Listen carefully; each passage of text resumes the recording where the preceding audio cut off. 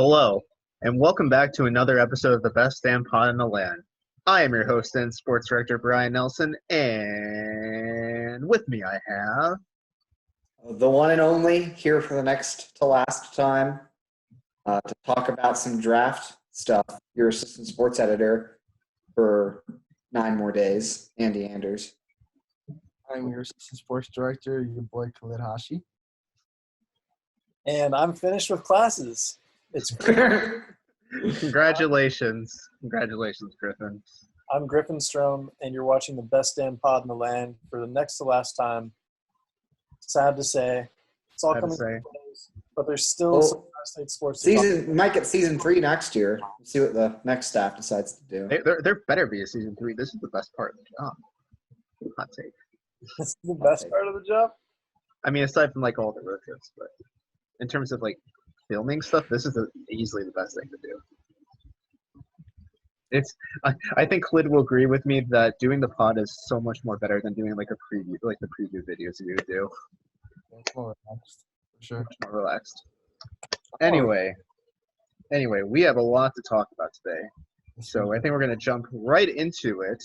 The first round of the NFL draft happened yesterday, and there was a lot of Ohio State hype and news that came out of that with people like Okuda, Chase Young, and Damon Arnett getting drafted. So we're really going to jump right in and break down all of that. I think Khalid wants to start us off here because he has some thoughts. Yeah, don't forget, it was 3.5 Buckeyes who got drafted in the first round. Mr. Joe Burrow went number 1 overall. Yes, Ohio State Buckeye fans are still claiming him till this day.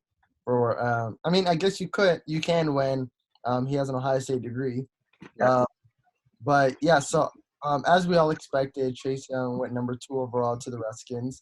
And then as we all expected as well, Jeffrey Okudah went number 3 overall to the Detroit Lions. Both of those guys are easily top 3 best players in this draft. And it's crazy to see it come off full circle when they committed to Ohio State as 5-star recruits in 2017. And 3 years later, they're leaving the program as some of the best players to come through Ohio State. And then we got a huge curveball thrown at us when Mr. Damon Arnett got selected 19th overall to the Las Vegas Raiders.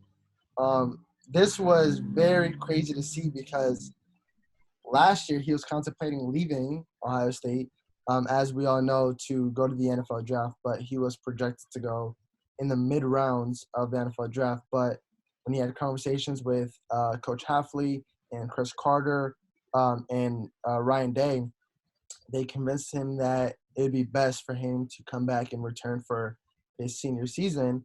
And after doing so, he battled some injuries and wore a cast on his hand for pretty much all of the season, but still had one of the best seasons, or actually it was the best season Damon Arnett's ever had at Ohio State. He did not give up any touchdowns this season and actually scored more touchdowns than he gave up with his pick 6 against Indiana.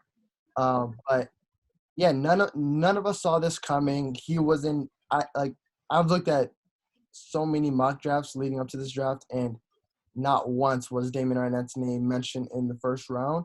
But I guess John Gruden saw something in him and thought he was worth the selection at the 19th overall pick, making the 6th Ohio State defensive back or cornerback selected in the first round in the last 5 years, which is incredible. Yeah, that was definitely the surprise of the night for us specifically because, Ohio State and everything. But it was funny because I was waiting around to post the briefs on the Lantern website for when the Ohio State guys were getting picked. And so I was watching the draft on my computer, and you guys must have been a few seconds ahead of me because before the Raiders pick, from when I was watching, you guys were like, oh my God. And I was like, wait, who's getting picked? Like, is it going to be Dobbins? Is Dobbins getting? And I was like, no, Arnett. I screamed, bro. Like, it was crazy. As someone who's had a class with Damon Arnett, I jumped up and cheered. I was very happy for him. I'm not lying to you. I was literally just casually watching the draft as it goes, just kind of like checking my Twitter feed, watching it. I had Matt Miller's live draft reaction and grades on my computer. Same. So I'm just kind of full force, just kind of into this draft. And then I hear Las Vegas Raiders select Damon Arnett, and I was like, whoa, what? It was the craziest thing of the night by far. Yeah, all the mock drafts for Damon Arnett had him going in second round. Even some had him going in the third round. I know people were talking about how he was underrated as a prospect. I think Matt Miller even mentioned it somewhat. He was one of the people. But even then, I don't think anyone had him in the first round at all. I saw some mock drafts at the very end. They had Very end, it seems like he was getting like a bump up, but like I don't think anyone had him in the top 20.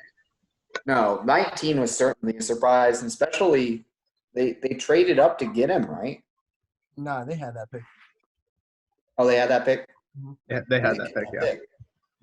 It was funny though because after Andy put out the tweet for our Damon Arnett brief for the Lantern, somebody responded to the brief and was like, because Andy said that Damon Arnett was the third Buckeye to go in the first round, and then someone goes on Twitter was like, actually it was the fourth. Joe Burrow. I was like, oh, okay, dude, like, okay. Wait, did I miss Me. I mean, he has a degree from Ohio State, and he was on the team for multiple years, so it's not crazy to claim him as a Buckeye. No, but this that I don't think people understand like how big it was for Damon Arnett to go into the first round, and what it does for Ohio State's program.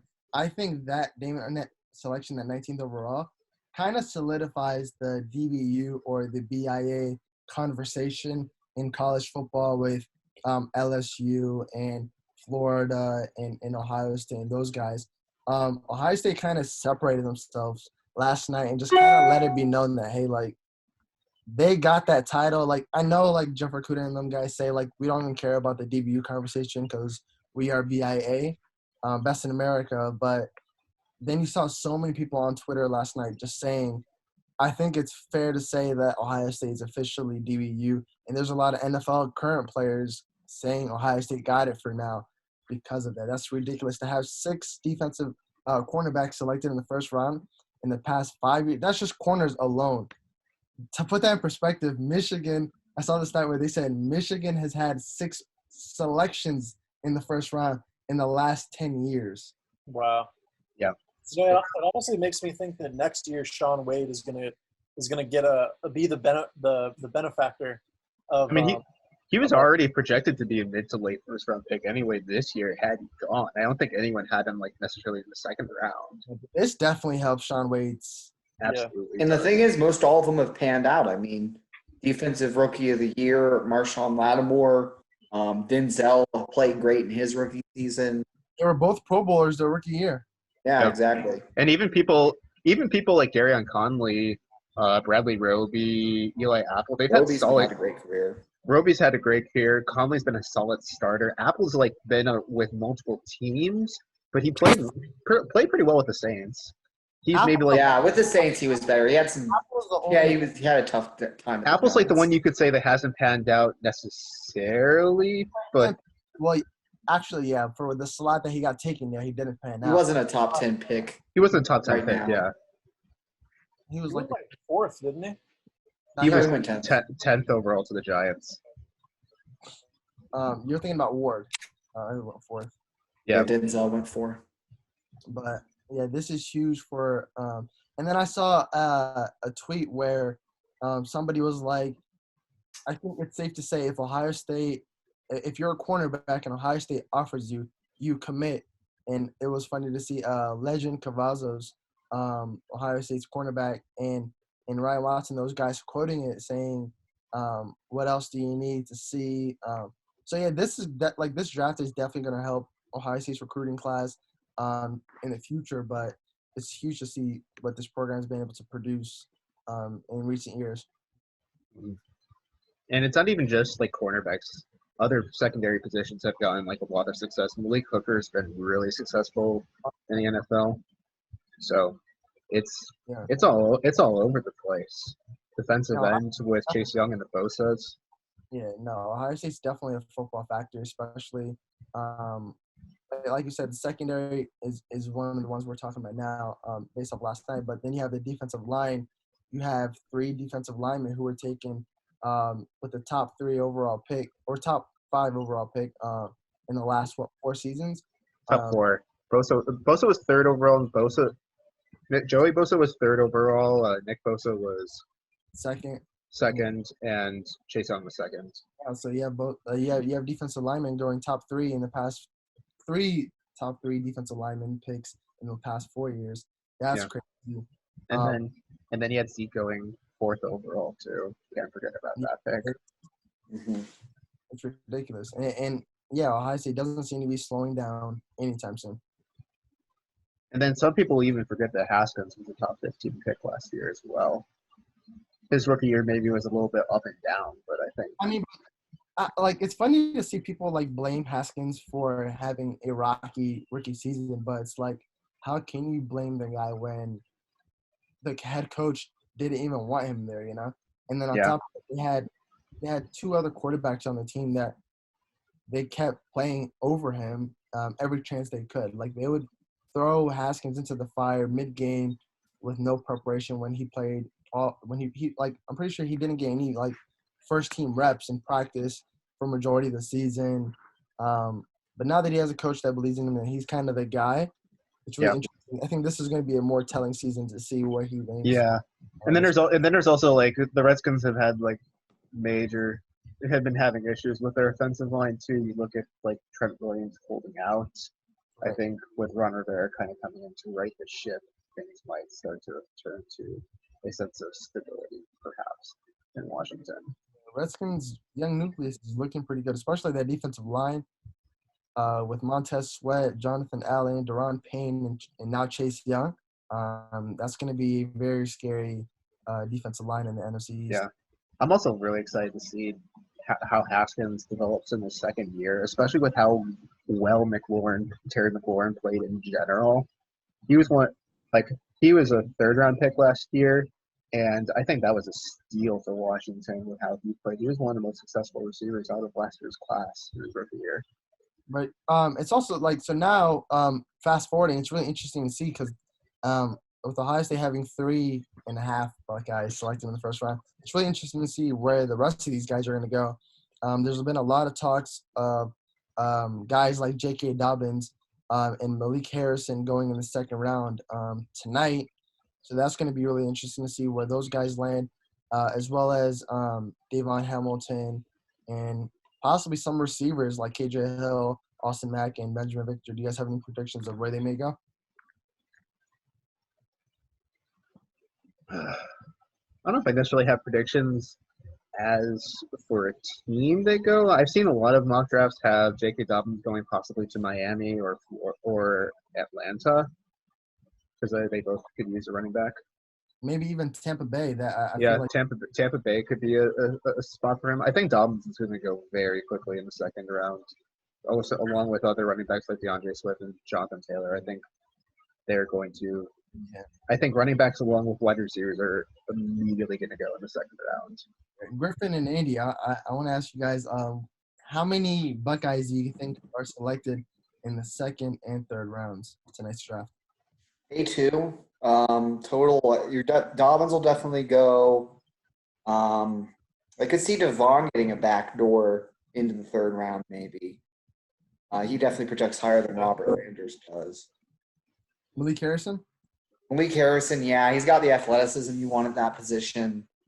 Yeah. Some mocks. None of the receivers will go. You don't think KJ could be maybe a late 3rd, maybe. I think Andy's internet's correct. Dying again. Griffin, how about you? Yeah, I think Malik Harrison, Dobbins, and Hamilton definitely have good chances. I don't really know though about other guys.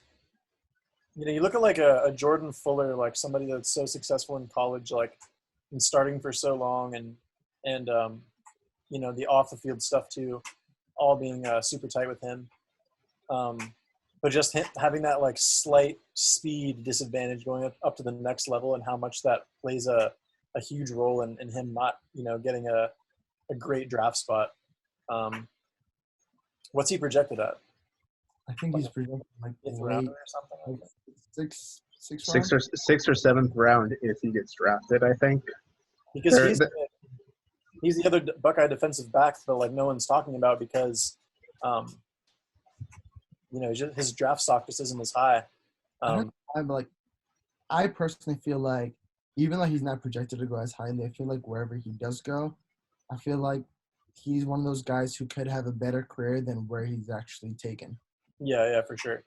He's Yeah. definitely- I think Fuller's the type of guy who maybe won't necessarily be a Pro Bowler every year, but I think he's going to have a solid NFL career and be a solid starter for whichever team drafts him.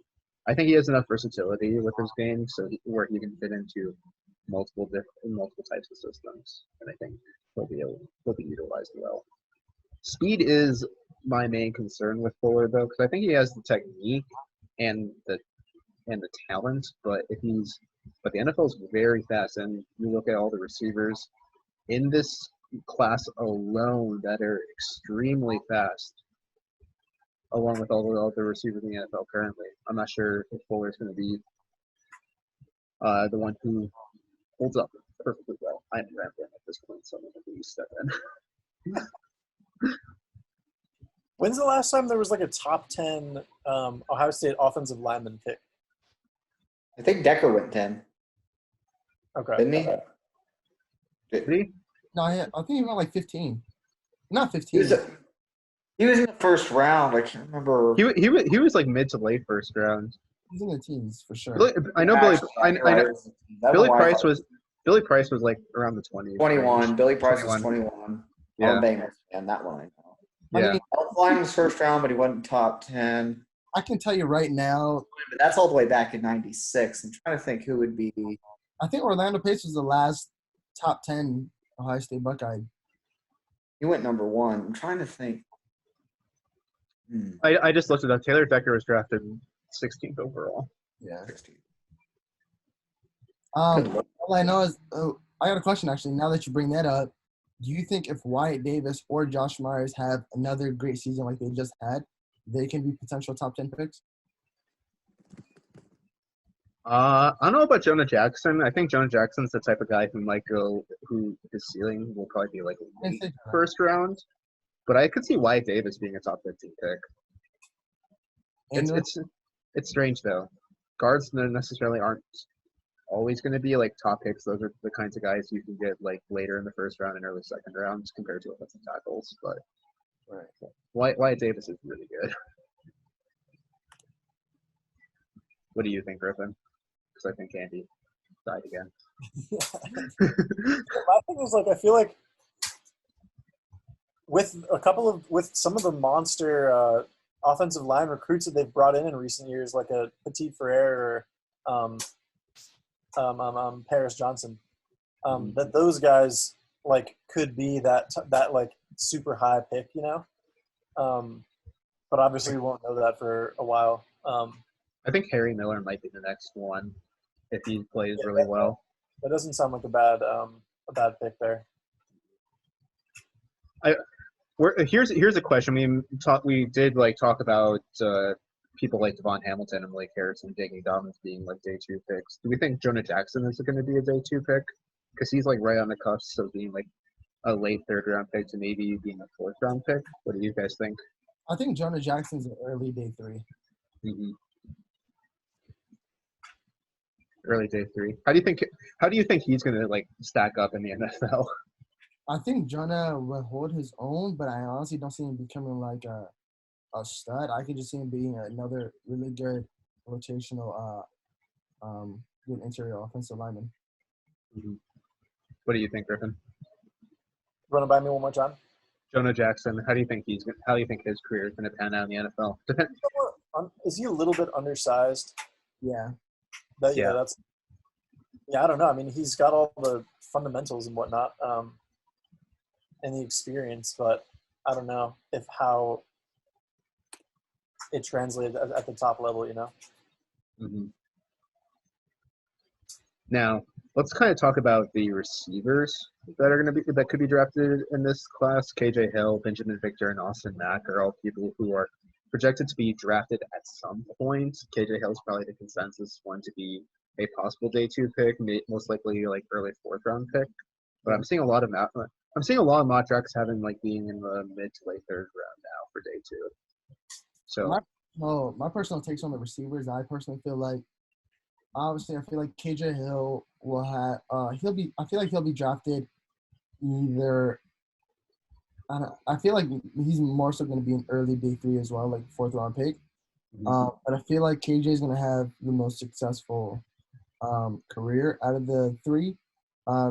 Just because I feel like for what he does and what he specializes in, it's more like suited for the NFL's game. Like he's more of a 3rd down guy. He's going to make a lot of possessional receptions and get you first downs. He's not gonna be like a big play over the top of your head type receiver or anything like that. But he's very consistent. I don't know who I would compare him to. I don't know if there's necessarily someone to compare him to, but I just think like the position he plays, he's a very good slot receiver. I want to say a poor man's Wes Welker, if that makes sense. Like, yeah, I think that does make sense because okay, like I don't know if like. Well, just in terms of Wes Welker is the type of guy that Brady would always go to get a reception. He wouldn't necessarily be the guy that goes for like a big play compared to someone like Gronk. Yeah, I guess what I'm trying to say is like when you think of a quarterback security blanket, normally you think of a tight end. But with KJ Hill in your offense, I feel like he's kind of that. He's your security blanket from the slot. But then also when you look at the other receivers like Austin Mack and Benjamin Victor, I think those guys are late round picks, like 6th, 7th round picks. And honestly, I feel like Benjamin Victor has the potential to have a really good career. But it all depends on where he goes. He has to be a good fit for the system. And also, I don't know, like, I really want to see Austin Mack succeed in the NFL, but I personally just don't see how his game translates to the NFL. So it's going to be really interesting to see. It's tough when you're, like, down on the depth chart, kind of, like, in a receiving group on your own college team, you know what I mean? Yeah. Trying to find, like, an NFL path after that. I could see him becoming like another Johnny Dixon, where you're good in college, but then you get to the league and it's kind of like we never hear from you again. Yeah, but Johnny was more productive than him, wasn't he? Though. Oh yeah. Yeah, he was. Yeah. So I do think Matt did surprise me a little bit, like this year, with like when he did get the chance to get some touches, because Fields generally preferred to throw to people like Olave, Fields, and Wilson. But when he did throw to Mac did make some really nice plays and showed off a decent range of athleticism. Yeah, so the thing though is like he's really good with contested catches, right? Yeah. He struggles is with separation. Like he doesn't have that next gear of separating from the defender to get yourself open, such as guys like Chris Olave and Garrett Wilson were able to do on a almost every down basis. It seemed like every time Austin Mack were receiving the ball, it was because it was a broken play or it was a play where it was a contested catch, like a forced catch. Like he was really good at that, but in the NFL, if you're a receiver and you can't separate, your career span is very short. Yeah, because everyone is just – it's the elite of the elite. Everyone is so fast in the NFL, so speed is everything. I mean, that's why Henry Ruggs got selected over Jerry Jeudy and CeeDee Lamb, even though most mock drafts had like Lamb and Jeudy as the consensus like top 2, who would be like top 10 picks, but Ruggs has that speed factor that you can't teach. If you have that, then you can work on the technique. Yeah, and let me see. So I have Austin Mack's input up, and he ran a 4.59 40-yard dash, which is not bad. But if you ask me, I feel like most guys, when you hear like a 4.59, people say, "Oh, well, he plays faster than that, right?" Mm-hmm. I look like you guys can tell me if I'm wrong, but I feel like Austin Mack doesn't play faster than a 4.59. If anything, he's slightly slower on the field than he was. Yeah, I don't know if I've ever get a yard after catch. Yeah. Have you ever seen him get a yard after catch? No. Yeah, I don't think speed has ever been like a word I've associated with Austin Mack, just compared to some of the other receivers on like the team, like Garrett Wilson is fast. Chris Olave is fast and great at getting yards after catch. KG Hill even had those extra bursts of speed after he would get like a short pass. I don't know. Austin Mack is good at catching the ball. I just don't know if his skills are going to translate to the NFL. Yeah. Going back to Benjamin Victor, though, I do want to echo what you said, Khalid. I think of the three receivers in this group, I think Benjamin Victor has the most potential to be like a star or like have the best career in the NFL in terms of like just making like the big catches. Because I think Victor has the athleticism and the talent Not only needed. Yeah, Victor, I feel like the thing with him is he knows how to use his body. Like Mhm. people that tall and that lanky usually don't understand how to use your length, right? But Yeah. we see time and time again, Benjamin Victor is willing to go up and use his length to go get contested catches. But also, I feel like his routes, he's good enough with his routes to where he's able to separate from defenders.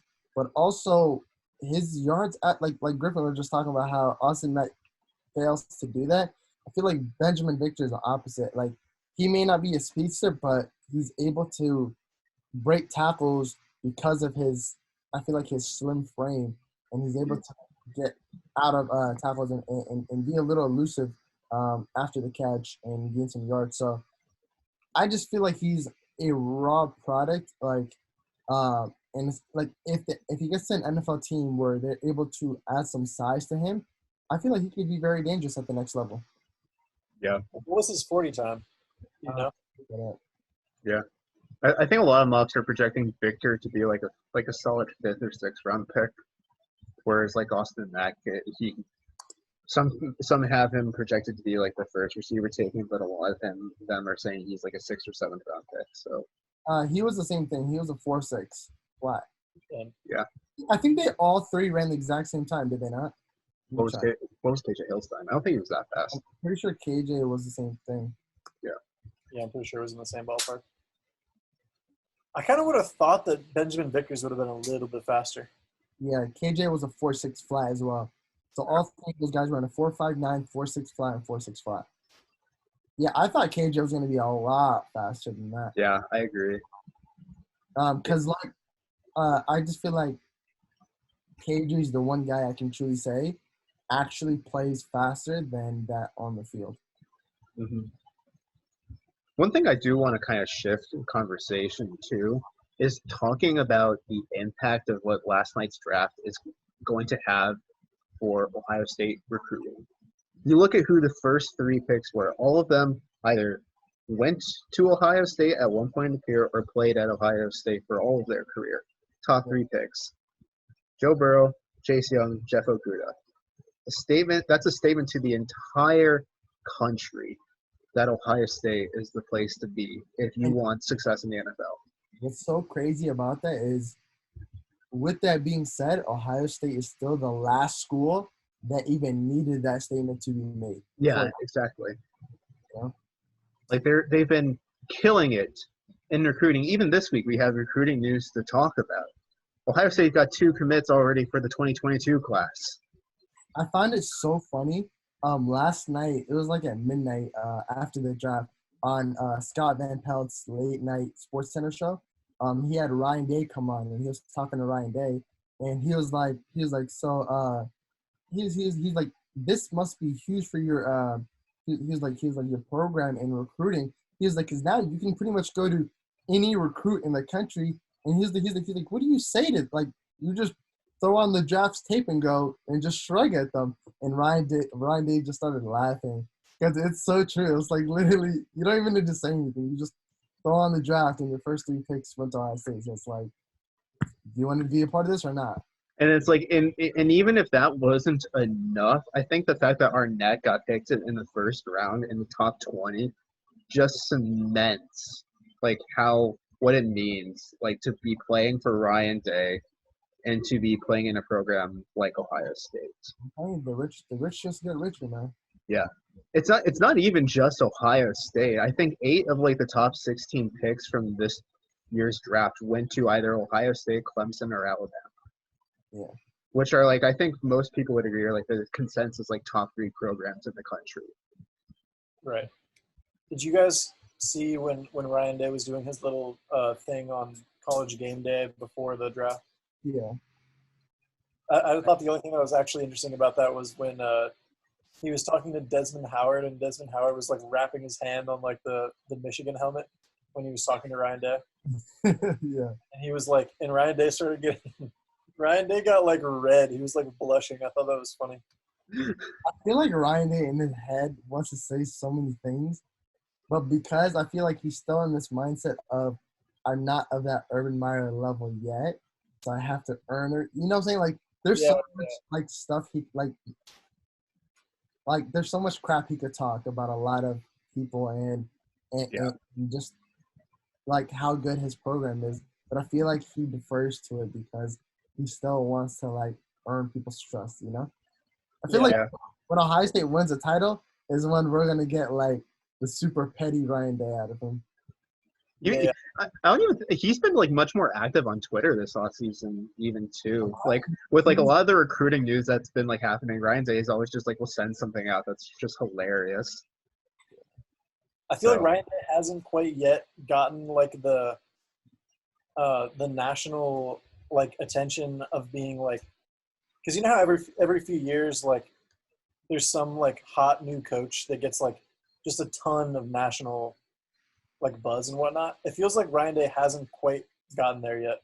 Right. Yeah, I think on some level people could just like argue that Ryan Day has only had success because of the roster that Urban assembled with the recruiting Urban assembled. Like I feel like Ryan gets credit for his coaching skills right now, but I feel like the moment we're gonna hear, oh Ryan Day all over the news, is gonna be once his recruiting classes, like from 2020 on, starts hitting the field and producing. Like once you start seeing guys like Julian and G Scott and Jackson and TJ Stroud, and those guys start building his program's vision, is when it's going to be like. I mean, even then though, I think that's starting to happen like before our eyes. Like I think people are really starting to see like what Ryan Day is building off of what Urban already had, but just building his own legacy at Ohio State. Look at the 2021 recruiting class.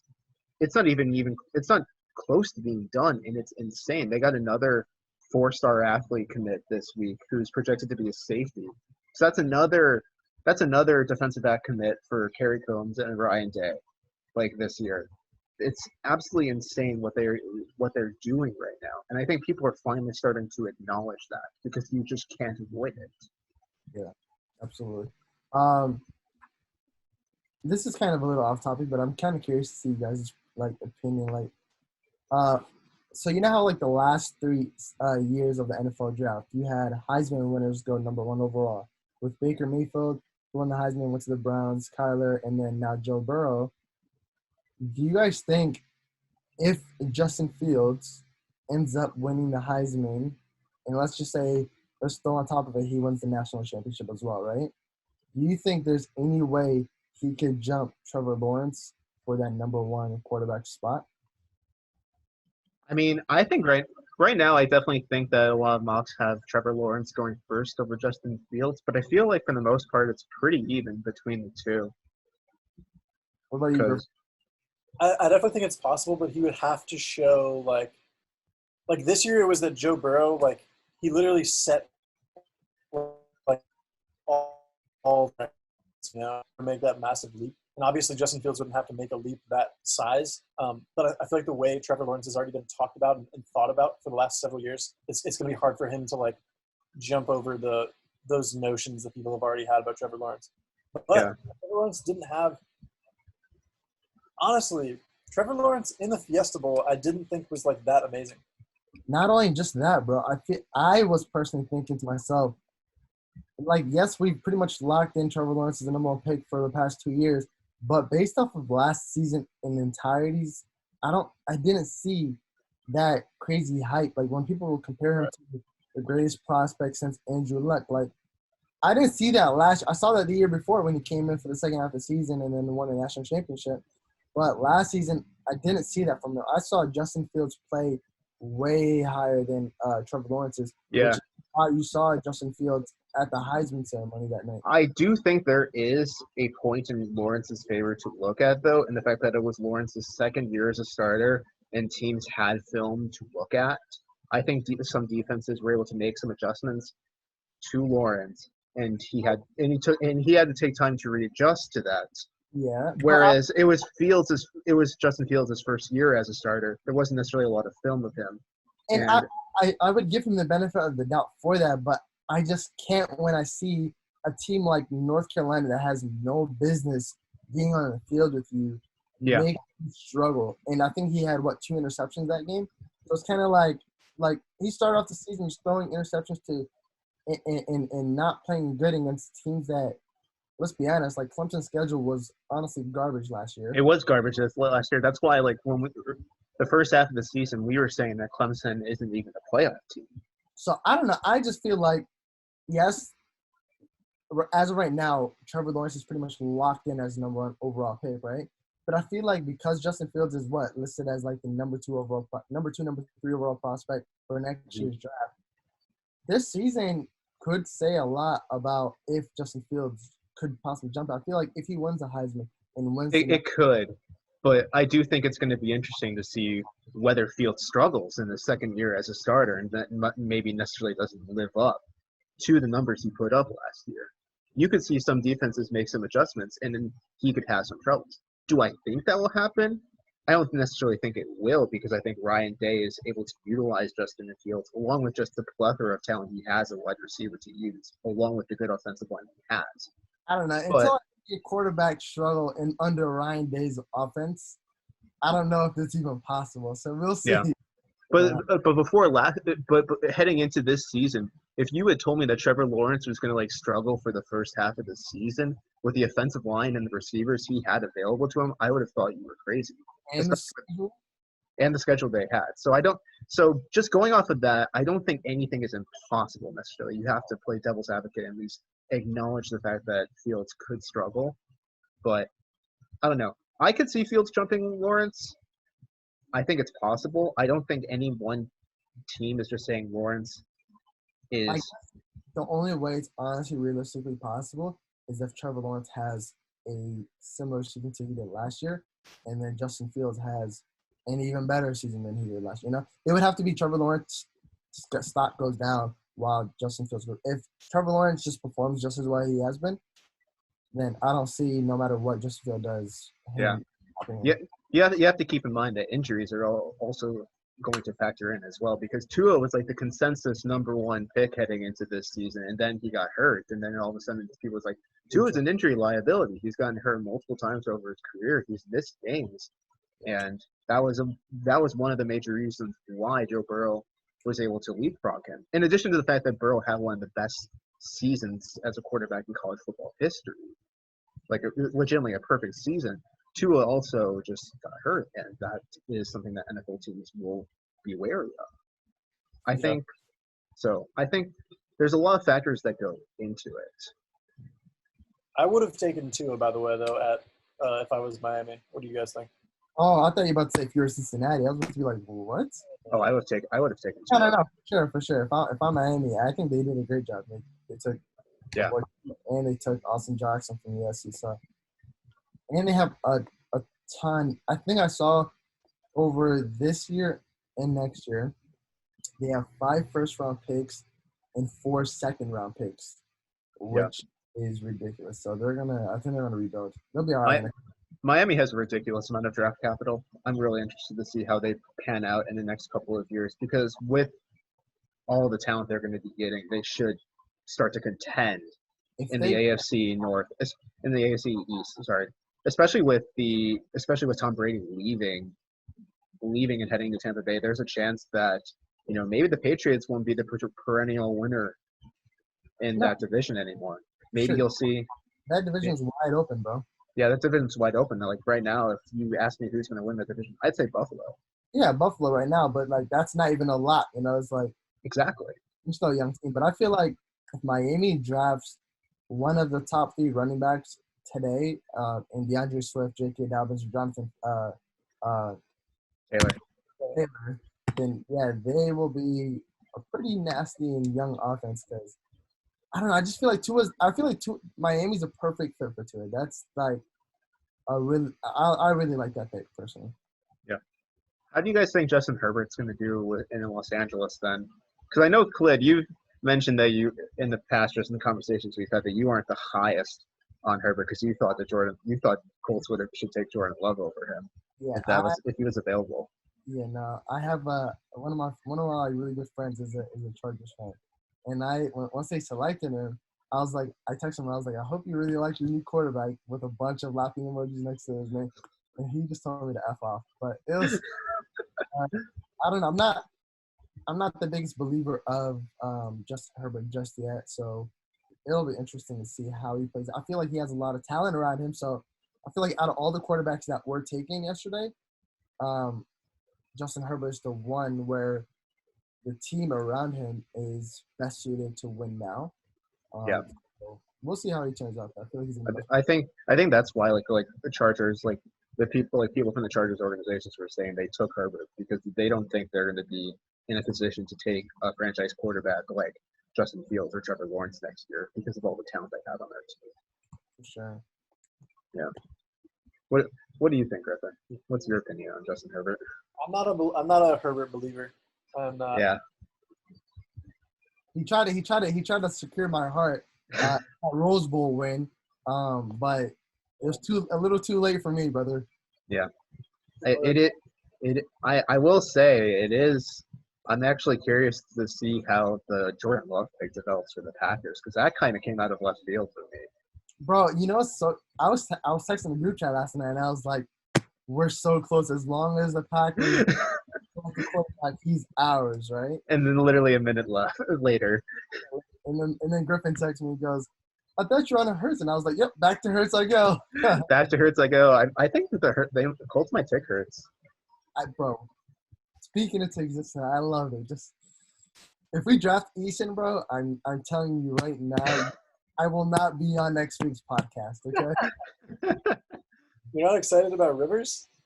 No, I am. I like Rivers, but I'm saying I need Hurts to come in and set a year under him and then go off like Patrick Mahomes and just go crazy.